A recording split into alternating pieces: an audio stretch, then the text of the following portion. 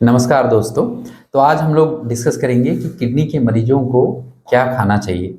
अक्सर मेरे मरीज ये क्वेश्चंस करते हैं कि हमें क्या खाना चाहिए और क्या नहीं खाना चाहिए। तो मैं आपको आज इस बारे में विस्तृत में ये बताऊंगा। तो अगर हम लोग किडनी के मरीजों को हम लोग डिवाइड करें तो हमें 3 प्रकार की किडनी के मरीज हम डिवाइड कर सकते हैं। एक ऐसा किडनी का मरीज जिसका पूरी तरह से किडनी खराब हो चुका है और वो डायलिसिस में। दूसरे तरह के किडनी के मरीज ऐसे हैं जिनकी किडनी में प्रॉब्लम तो है लेकिन उनको डायलिसिस की आवश्यकता नहीं है।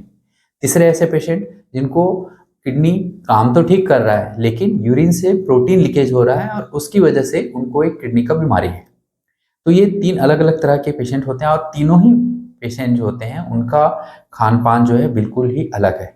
इवन हर पेशेंट, इवन मैं ये भी बोलूँ कि अगर कोई किडनी का मरीज है तो हर मरीज के लिए खान-पान में थोड़े बहुत परिवर्तन हो सकते हैं। तो स्पेसिफिकली अगर किसी पेशेंट को अपना खान-पान के बारे में डिटेल जानना है तो उसके लिए आपको उसके जो स्पेशलिस्ट हैं या तो डायटीशियन से या फिर नेफ्रोलॉजिस्ट से ही मिलके डिस्कस करना चाहिए। लेकिन आज एक हम ब्रीफ रूप में ये सारी चीज़ें डिस्कस करेंगे।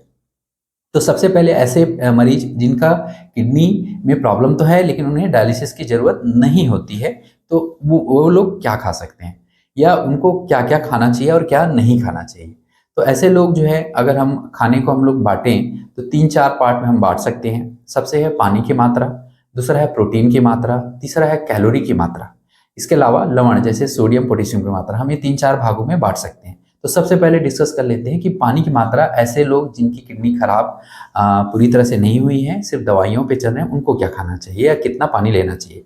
तो इसका एक बहुत ही साधारण सा रूल है कि अगर आपको पैरों में कोई भी सूजन अभी नहीं है और आपका यूरिन जो भी हो रहा है उसमें आप 300 से 500 ml आप एक्स्ट्रा ऐड कर लीजिए और आप उतना पानी पी सकते हैं। फॉर एग्जांपल अगर किसी को रोज 1.5 लीटर या 1.5 लीटर यूरिन हो रहा है तो उसमें आप 300 से 500 यानी वो 1800 से 2 लीटर पूरे 24 घंटे में पानी ले सकता है या टोटल जो भी फ्लूइड है वो ले सकता है। मतलब सब कुछ मिला के जैसे पानी हो गया, दाल हो गया या जो भी उसको तरल पदार्थ ले रहा है वो टोटल जो है 2 लीटर ले सकता है या 1800 से 2 लीटर ले सकता है।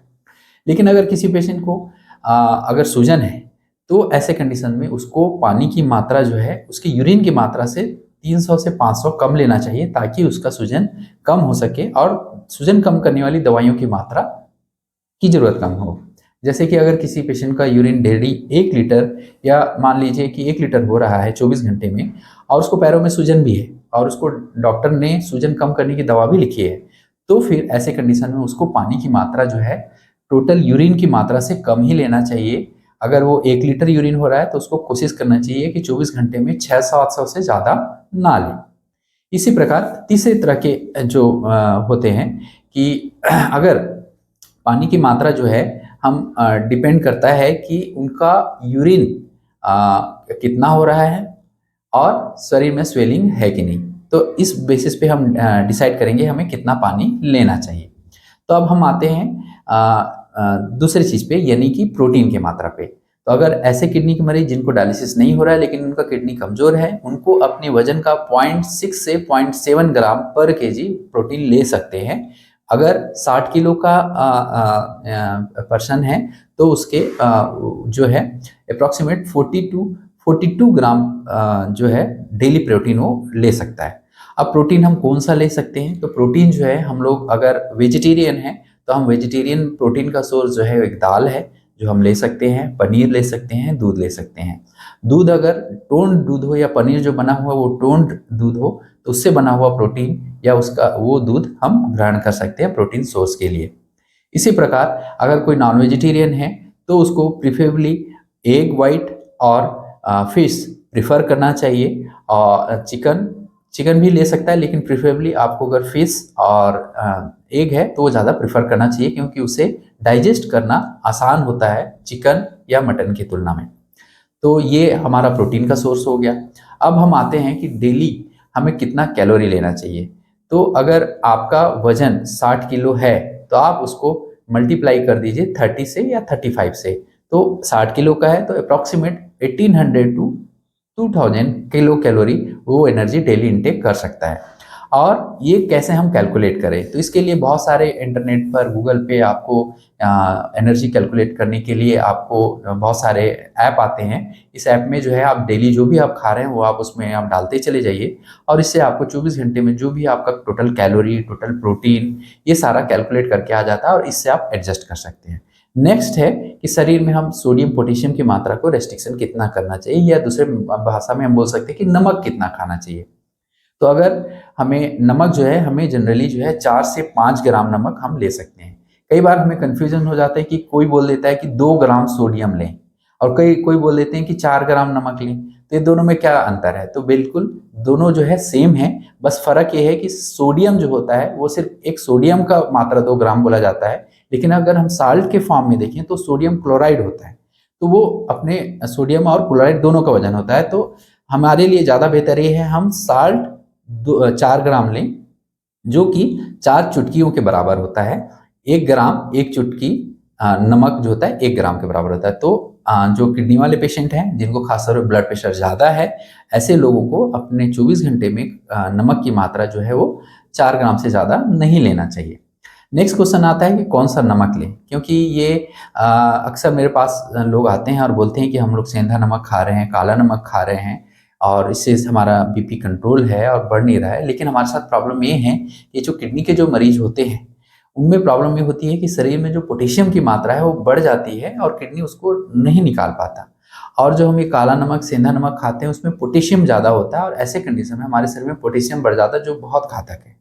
तो हमें साधारण नमक, जो वाइल्ड सॉल्ट जो नमक होता है वही लेना चाहिए। हमें काला नमक या फिर सेंधा नमक नहीं लेना चाहिए। या फिर नए अभी मार्केट में आपको लो साल्ट नमक, लो साल्ट के नाम पे भी आता है, जिसमें भी सोडियम ना होकर पोटेशियम होता है, तो इस साल्ट का भी उपयोग आप ना करें। तो ये हो गया हमें सोडियम या फिर दूसरे की मात्रा कितना लें। नेक्स्ट होता है पोटेशियम। तो पोटेशियम भी जो है किडनी वाले पेशेंट लोगों के, मैंने अभी जैसे बताया कि शरीर में जो है पोटेशियम निकालने की क्षमता कम हो जाती है। तो ऐसे जो भी चीज़ जिसमें हाई पोटेशियम हो, जैसे कि हरी भाजी या फिर सिट्रस फ्रूट्स या फिर ऐसे नींबू, संतरा, मौसम्बी, आम, केला, तो ये सारी चीज़ें जिसमें हाई पोटेशियम होता है वो सारी चीज़ें आपको अवॉइड करनी चाहिए। तो ये सारी चीज़ें हो गई आपको जो सीकेडी के मरीज हैं या किडनी फेल है उन मरीज हैं जिनको डायलिसिस नहीं लग रहा है वो कितना ग्रहण करें। अब आते हैं हम जो ऐसे किडनी के मरीज जिन्हें डायलिसिस लग रहा है उन्हें कितना मतलब ये सारी चीज़ें खानी चाहिए और उनको क्या क्या चीज़ ध्यान रखना चाहिए।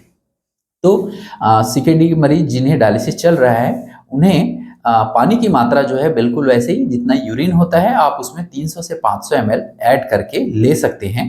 और कोशिश करना चाहिए कि आपको डायलिसिस में 2 लीटर से ज़्यादा ना बढ़े, 2 लीटर जो है मैक्सिमम रखें, ताकि हम डायलिसिस में 2 लीटर पानी आसानी से निकाल सकें। क्योंकि अगर हम 2 लीटर से ज़्यादा जब पानी निकालने जाते हैं तो हो सकता है आपका ब्लड प्रेशर कम हो, आपका पैरों में अकड़न हो, आपको और भी दूसरी तकलीफें हो सकती हैं।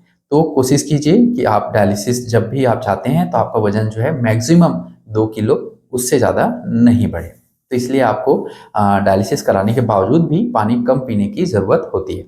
नेक्स्ट आते हैं कि आपको टोटल प्रोटीन कितना लेना चाहिए।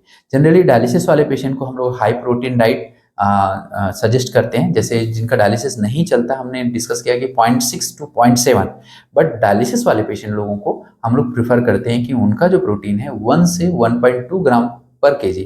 तो अगर 60 किलोग्राम का पर्सन है तो उसको 60 ग्राम से लेके 80 ग्राम प्रोटीन पर डे ग्रहण करना चाहिए। और जो हमने सोर्सेस डिस्कस किए हैं प्रोटीन के लिए, वही सोर्सेस अभी भी हमें लेना चाहिए।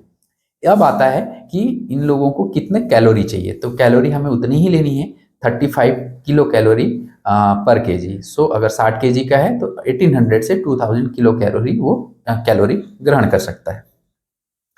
नेक्स्ट डिस्कस करते हैं कि कितना सोडियम लेना चाहिए। सोडियम भी बिल्कुल पहले जैसे ही 4 ग्राम 24 घंटे में हमें ग्रहण करना चाहिए। और पोटेशियम की मात्रा भी हमें कम ही लेना चाहिए। और वो भी सारे चीज़ जो पोटेशियम से रिलेटेड चीज़ें हैं, जैसे कि हमने डिस्कस किया जो लीफी वेजिटेबल्स हैं या सिट्रस फ्रूट्स हैं, कुछ फ्रूट्स जिसमें पोटेशियम की मात्रा ज़्यादा होती है उसको हमें अवॉइड करना है।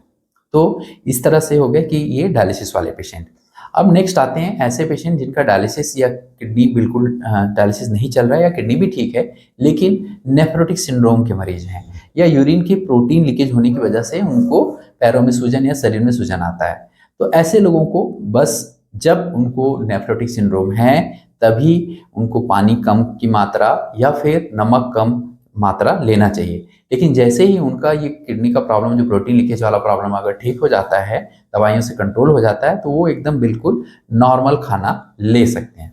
सिर्फ उनको वो सारी चीज़ें अवॉइड करनी होगी जिससे उनके शरीर में इन्फेक्शन लगने की संभावना हो, क्योंकि अक्सर नेफ्रोटिक सिंड्रोम के मरीजों को कुछ ऐसी दवाइयाँ चल रही होती हैं जिससे उनकी इम्यूनिटी कम हो जाती है, और ऐसे इम्यूनिटी कम होने पे ऐसे कोई भी चीज़ जिससे उनको इन्फेक्शन लगने का डर हो उसे अवॉइड करना चाहिए।